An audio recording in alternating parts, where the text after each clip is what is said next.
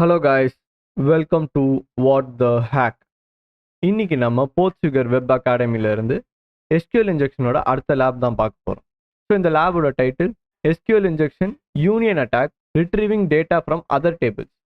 So அவங்க என்ன சொல்லிட்டாங்க அப்படின்னா, the database contains a different table. வேற ஒரு டேபிள் இருக்கு, அந்த டேபிளோட நேம் யூசர்ஸ், அதுக்கு ரெண்டு காலம் இருக்கு, called user name and password.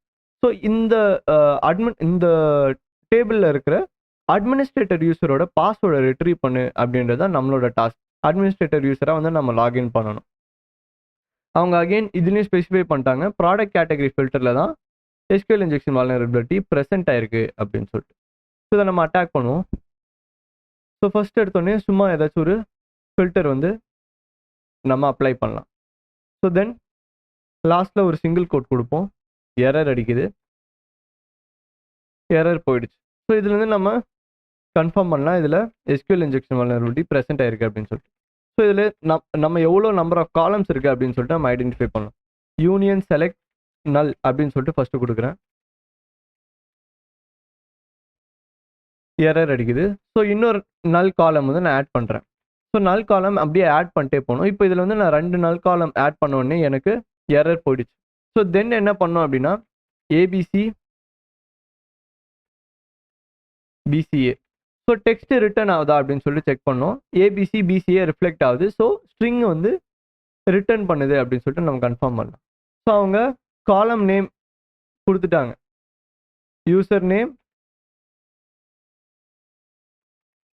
Password அப்படின்னு அவங்களே வந்து காலம் நேம் கொடுத்துட்டாங்க. ஃப்ரம் யூசர்ஸ் அப்படின்னு சொல்லிட்டு டேபிள் நேமும் கொடுத்துட்டாங்க.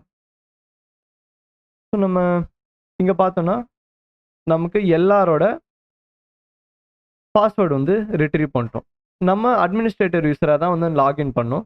ஸோ அதோட பாஸ்வேர்டு மட்டும் நான் காப்பி பண்ணிக்கிறேன். ஸோ மை அக்கௌண்ட் பேஜுக்கு போயிட்டு அட்மினிஸ்ட்ரேட்டர் யூசர் நேம் கொடுத்துட்டு பாஸ்வேர்டு வந்து நம்ம இப்போ ரிட்ரீவ் பண்ண பாஸ்வேர்டு கொடுத்துட்டு லாகின் பண்ணலாம். ஸோ நம்ம இந்த லேபை சால்வ் பண்ணிட்டோம்.